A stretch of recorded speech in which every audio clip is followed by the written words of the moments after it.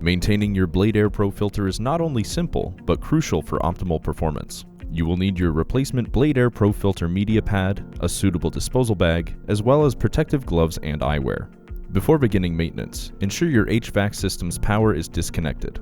When removing your filter, be sure to unplug the power supply cable.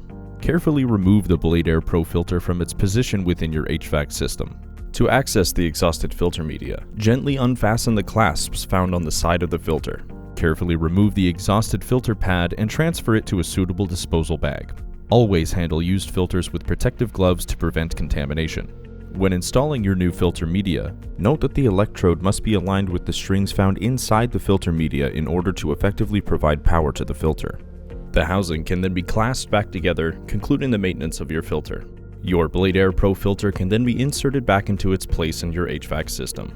Once reinstalled, power can be reconnected to your HVAC system.